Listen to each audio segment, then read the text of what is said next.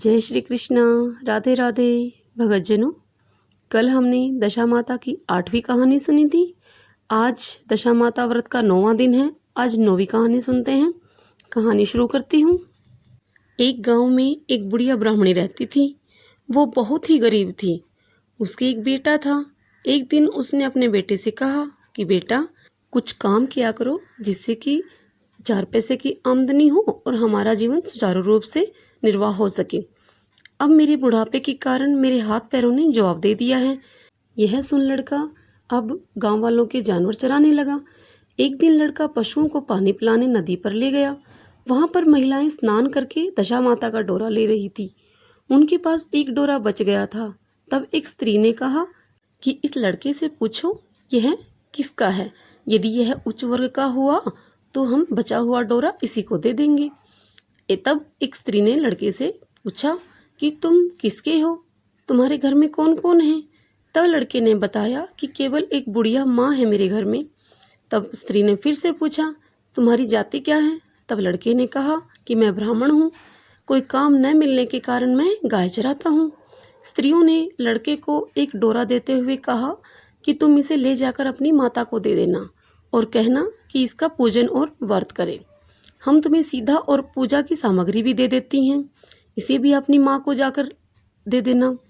लड़के ने उनसे डोरा ले लिया। सब स्त्रियों ने उसे सीधा दिया। लड़का उस सामान को लेकर अपने घर आया।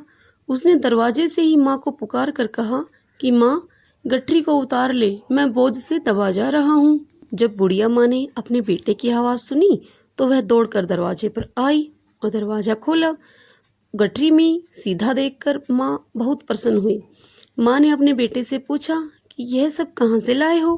लड़के ने माँ को सब समाचार सुनाकर दशा माता का डोरा भी दे दिया। बुढ़िया ने डोरे को लेकर माथे से लगाया और उसी दिन से व्रत करने लगी। 9 दिन तक कथा कहानी कहती रही और 10वें दिन उसने डोरे के पूजन की तैयारी शुरू की। वह देरी के बाहर गोबर से लीप रही थी। उसी समय एक गरीब बुढ़िया आकर बोली उसे कि बहन, क्या कर रही हो। तब उसने जवाब दिया कि आज मेरे घर दशा माता का पूजन है, इसलिए मैं घर को लीप रही हूँ। तब उस बुढ़िया ने कहा कि बहन, मुझे बहुत प्यास लगी है, थोड़ा पानी पिला दो। इस पर लड़के की माँ बोली, मैं तो मिट्टी के बर्तन में ही पानी पीती हूँ, लोटा लुटिया तो कुछ है नहीं। एक कटोरी मेरे घर में है, पता नहीं वह कहाँ होगी। तुम ठहरो, मैं कटोरी में तुमको पानी पिलाऊंगी। बुढ़िया हाथ धोकर अंदर कटोरी लेने गई। इसी बीच दशा माता बुढ़िया का रूप धारण कर उस परिंदे पर एक सोने का घड़ा रखकर अंतर्ध्यान हो गई। बुढ़िया कटोरी लेकर परिंदे के पास गई। वहां पर सोने का घड़ा देखकर वह घबरा गई। मन में सोचने लगी कि इस बुढ़ापे में चोर कहलाऊंगी। वह इसी चिंता में बुढ़िया को खोजने के लिए निकल गई, जिस बुढ़िया ने लड़के की माँ से पानी मांगा था। तब उसका लड़का भी आ गया उसी समय। उसने माँ से पूछा कि तुम्हें किसको खोज रही हो। तब उसने बताया कि अभी अभी एक बुढ़िया आई थी और यहाँ अपने परिंदे में सोने का घड़ा रखकर न जाने कहाँ चली गई। तब लड़के ने कहा, वह तो दशा माता थी, उन्होंने तुमको यह घड़ा दिया है। दोबारा आए तो उसके आओ भगत में कोई कमी नहीं रखना और उनकी आज्ञा का पालन करना। लड़के ने कहा कि माँ, तुम नदी पर नहाने के लिए चली जाओ। जो तुम्हें नदी पर जो भी चीज मिले उसको दशा माता का दिया हुआ प्रसाद समझकर ले लेना। बुढ़िया नदी में नहाकर जैसे ही बाहर आई तो उसने वहां सोने का घड़ा भरा दिखाई दिया और उसके पास अच्छे वस्त्र भी रखे थे। बुढ़िया ने कपड़ों को तो पहन लिया और घड़े को हाथ में लेकर चलने लगी थी कि उसके पास 4 कहार एक डोली लेकर आए। कहारों ने उसे डोली में बैठने के लिए कहा।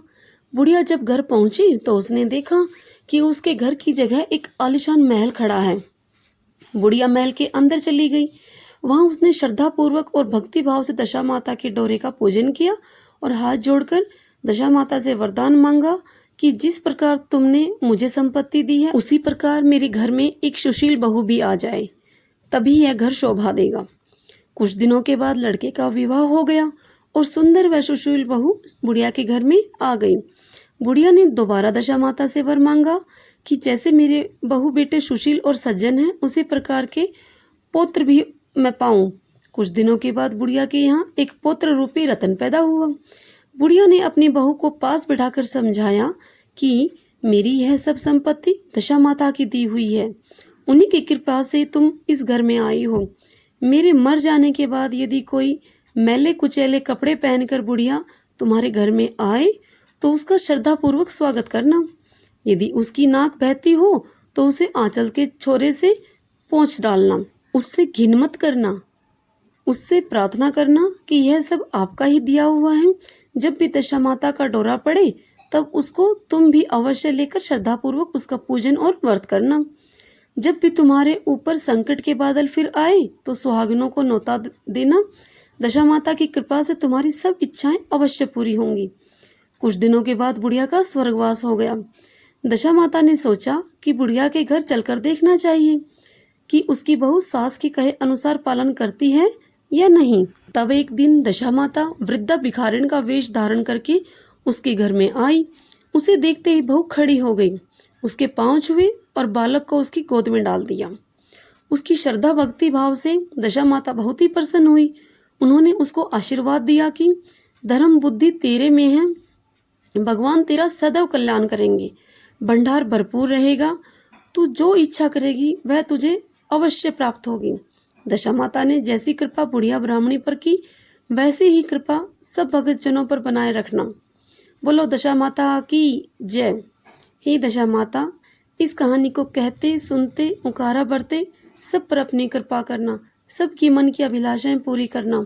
भगत जनों, अभी हमने जो सुनी वह दशा माता व्रत के 9वें दिन की 9वें व्रत की कहानी है और कल हम 10वें दिन 10वें व्रत की कहानी सुनेंगे। कल व्रत का पारण भी करना है। तब तक के लिए जय श्री कृष्णा, राधे राधे।